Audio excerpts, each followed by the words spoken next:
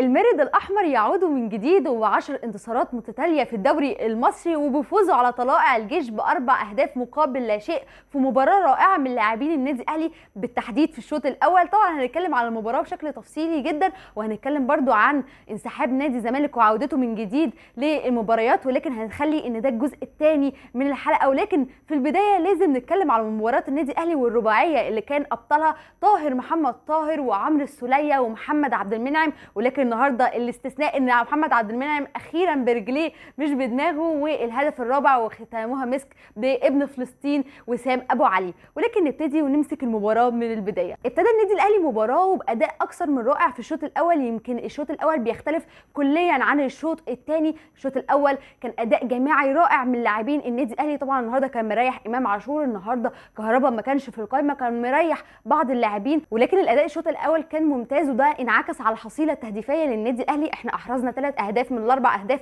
في الشوط الاول. طبعا افتتحها طاهر محمد طاهر بعد تسديده قويه من وسام ابو علي، طبعا بتترد من جديد من الدفاع عشان يجي طاهر محمد طاهر ويحط الجون وتخبط في الحارس وتدخل في الشباك. طبعا طاهر محمد طاهر اللي حصل زي كلام عن انه ماشي وهيروح زد، ولكن ما فيش اي حاجه حصلت لغايه دلوقتي. مودست الحمد لله، او يعني مع السلامه. والله كنت بحبك يا مودست، يعني ان شاء الله يعني يشوف طريقك، واحنا كنا مبسوطين بالفتره دي. مش هنسلك ابدا جون السوبر قدام فيوتشر، يمكن دي من اللقطات المذيعه لمودست مع النادي الاهلي. ولكن نرجع لطاهر من جديد. طبعا احتفل احتفال وعمل كده هو ساكت. انا مش عارفه انت هل بتعمل كده يا طاهر؟ مثلا الناس اللي بتقولك انك ماشي، طيب ماشي، دي ممكن اقولها مقبوله، لكن انت لو بتعمل كده مثلا للجمهور عشان ادائك بقى متذبذب اخر فتره، او انت مش بتقدم الاداء المعتاد، فانا يا طاهر بجد والله ما فاهمه. يعني انا بجد مش فاهمة. على فكره مش يعني انا مش بكره طاهر محمد طاهر، بس لا، مش على مستوى الاهلي يا طاهر. النهارده قدمت اداء كويس وجبت جون وصنعت هدف، ولكن مثلا ضربه الجزاء اللي انت ضيعتها الشوط الثاني، ايه ده يا طاهر؟ طب يا مثلا خلي حارس يصدها، حطها في العارضه. لكن مش ممكن يعني فعلا. هو الجون قد ايه عشان انت لعيب كوره في الاهلي تشوطها بالمنظر ده؟ يعني تطيرها بالمنظر، حاجه مش طبيعيه. وبعدين بتبص على الارض بعد ما شوط، لا، اللعيب مش في الارض يا طاهر، اللعيب في رجلك، في اللي انت في الاسلوب اللي انت شوط بيه. ضيعت انفراد بعد الجون على طول. عايزه طاهر يركز في الملعب اكتر من كده. حد يقول لي يا طاهر ما هو واخد مان اوف ذا ماتش، ماشي، هو جايب جون وعامل اسيست، ومع الاعتبار ونحط في اعتبارنا ان مان اوف ذا ماتش كان عمرو السوليه، ولكن حركه جميله جدا من عمرو السوليه وان هو تنازل عن مان اوف ذا ماتش، لا، واداها لطاهر محمد طاهر. يعني بيحاول ان هو يحسن من روحه المعنويه، ودي روح جميله جدا من ما بين لاعبي النادي الاهلي بالتحديد. ان عمرو السوليه بقاله كتير ما بيلعبش بشكل منتظم، يعني مش متثبت في السكواد للنادي الاهلي، ولكن رغم كده لا، هو لما خد مان اوف ذا ماتش حب ان هو يهديها لطاهر محمد طاهر، فدي كانت لقطه حلوه جدا. يجي بعدها عمرو السوليه عشان يسجل هدف، انت عارف اللي هو هدف بالرزاله بالغلاسه، اللي هو ما انت هتدخلي يعني هتدخلي، يعني انت مش هتمشي مننا النهارده. لا، اللاعبين النادي الاهلي بيصمموا على الكوره عشان يجي ابو ليلى ويحط الهدف الثاني للنادي الاهلي في شباك طلائع الجيش. لكن لحد دلوقتي تلاقي الاجوان كده اللي هو ايه، احنا بنجتهد فالكوره بتدخل بس ممكن تخبط في حد وتجيلنا وكده، وفيها ايه، فيها توفيق كبير لاجتهادنا. ولكن كنا عايزين بقى الجون من الاجوان الحقيقيه، الجون شوطه بقى، اجوان تسديدات بقى. عايزين اجوان حقيقيه يا جماعه في الماتش ده احنا مستنيينه، وعايزين حصيله تهديفيه كبيره فيه عشان يجي حسين الشحات ويعمل عرضيه رائعه لمحمد عبد المنعم، اللي خلاص منعم مش بتاع رأسيات، منعم بتاع تسديدات، بيحط تسديده صاروخيه في شباك طلائع الجيش عشان يعلن عن الهدف الثالث للنادي الاهلي. طبعا جون رائع جدا محمد عبد المنعم. في ناس بتستغرب يا جماعه هو ازاي منعم بيحط الكور كده سواء بدماغه او برجليه. محمد عبد المنعم ابتدى حياته في ناشئين النادي الاهلي كراس حربه، وبندخل الشوط الثاني والاداء بينخفض شويه. طبعا مش عايزين ننسى النهارده كريم فؤاد مقدم مباراه رائعه، واتمنى هو اللي يتثبت. طبعا حصل طبعا وشفنا كلنا الخبر بتاع تجديد محمد هاني 3 سنين. انا بعد كده اي اخفاق لمحمد هاني لن الوم محمد هاني، هلوم الاداره فقط لا غير. لجنه التخطيط هم دول اللي يلاموا، لجنه التعاقدات هي اللي تلام على ده. هو مش ذنبه ان هو امكانياته مثلا غير مقنعه بالنسبه لنا، هو ده مش ذنبه. هو اللي ذنبه اللي بيخلي محمد هاني مكمل في النادي. مش كره لمحمد هاني، كامل احترامي ليه، انا بتكلم على الاداء الفني. هل محمد هاني طوال ال8 سنين اللي معانا او الاكتر، هو انا مش عارفه بقاله قد ايه قاعد معانا كتير قوي بزياده، هل هو يستحق كل هذه المده داخل الجدران النادي الاهلي؟ قطعا لا.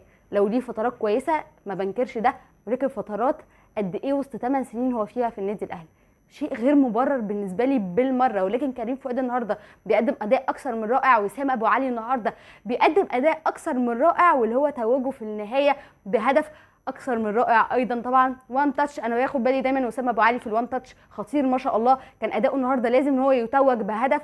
قدم اداء حتى من قبل الهدف، انا كنت شايفه ان هو من نجوم اللقاء، مقدم اداء كويس جدا، بيضغط. اهم حاجه في وسام ابو علي دايما الضغط والضغط بيولد اخطاء. طبعا ده باسيست من طاهر محمد طاهر بعد ما ضيع ركله الجزاء، وبعد طبعا ما محمد الشناوي تصدى ركله الجزاء. كانت ركله جزاء صحيحه لطلائع الجيش، ولكن تصدى لها وحش النادي الاهلي وكابتن النادي الاهلي محمد الشناوي عشان يحافظ على الكلين شيت بالنسبه للنادي الاهلي. وبيعلن حكم المباراه نهايه المباراه وفوز النادي الاهلي برباعيه مقابل لا شيء على طلائع الجيش، استكمالا لسلسله الانتصارات اللي بيعملها النادي الاهلي في الدوري. طبعا ان شاء الله طبعا بنتمنى ان الدوري يكون للنادي الاهلي، ولكن المباراه وانتهت. نيجي بقى للجزء اللي انا كنت حابه ان انا اطلع اتكلم معاكم فيه، وقلت حتى لو عدى عليه كذا يوم انا لازم اتكلم فيه، وهو انسحاب نادي الزمالك من مباراه الاهلي طبعا يوم الثلاث اللي فات. طبعا يعني انا تقريبا احنا جمهور الاهلي الناس الوحيده اللي فاهمين اداره نادي الزمالك، يعني لدرجه ان انا شفت ناس زملكاويه كتير كانوا مقتنعين لما القرار ده طلع ان احنا مش هنلعب، ان هم مصدقين ان بجد الاداره مش هتلعب اي ماتش في الدوري الا لو المطالب اتحققت. انا مش عارفه فين عقليه انسان صدقت ده بجد. انتوا بجد كنتوا مصدقين ان اداره الزمالك مش هتلعب اي مباراه طالما المطالب ما اتحققتش؟ وبعدين الكرامه وحسين لبيب يحكم والزمالك يحكم والكرامه ولينا موقف.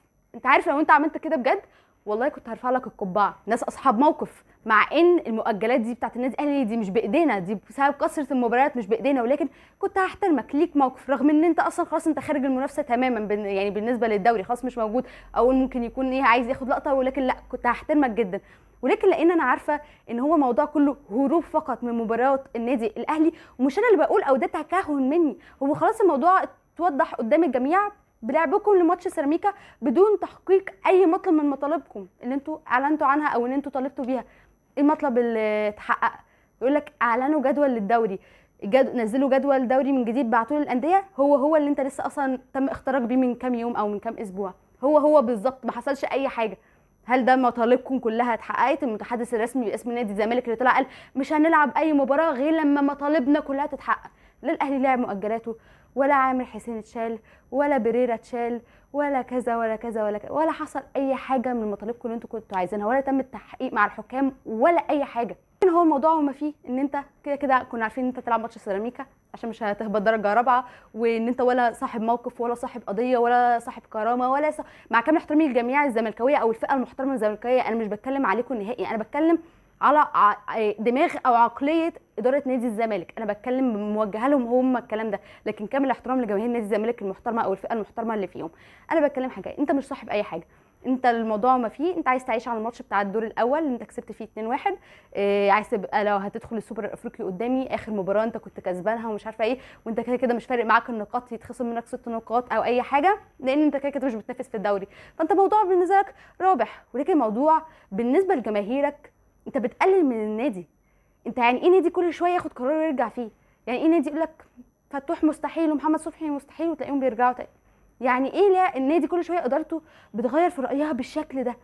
مالكش موقف ثابت، ما هو بعد كده محدش هيصدقك عمره ولا هتفرق مع اي حد، لان كله عارف ان انت كلام وخلاص، لو في حاجه انت بتهرب بس من ماتش الاهلي، فهو مش فارق معاك انت 6 نقاط، ولكن الحمد لله كانوا فارقين معايا جدا ان انا اخد 3 نقاط وان انت كمان تريح لعيبه النادي الاهلي قبل المباراه اللي جايه، فالحمد لله بجد عن ان ده حصل، لان كنا نكسب الزمالك ومفيش اي مشكله ناخد ال3 نقاط، ولكن كان هيبقى جهد بدني زياده على اللعيبه، فكويس ان احنا ريحنا في النص، فدي خدمه من نادي الزمالك لينا. ولكن بالنسبه لجمهورهم اللي حتى قاطع المباريات بالنسبه لهم لقطه مش كويسه نهائي من اداره ناديهم ان هم يقللوا من ناديهم بالمنظر ده ويبينوا للجميع اللي هو احنا كنا بننسحب من مباراه الاهلي، احنا مش حته ان احنا عايزين عداله ولا حته اي حاجه، احنا عايزين ننسحب من مباراه النادي الاهلي. دي كانت حلقتنا النهارده، اتمنى في نهايه الحلقه ما تنسوش اخواتنا في فلسطين من دعائكم، ربنا ينصرهم يا رب على جميع اعدائهم. كانت معكم طاقه النجار، مع السلامه.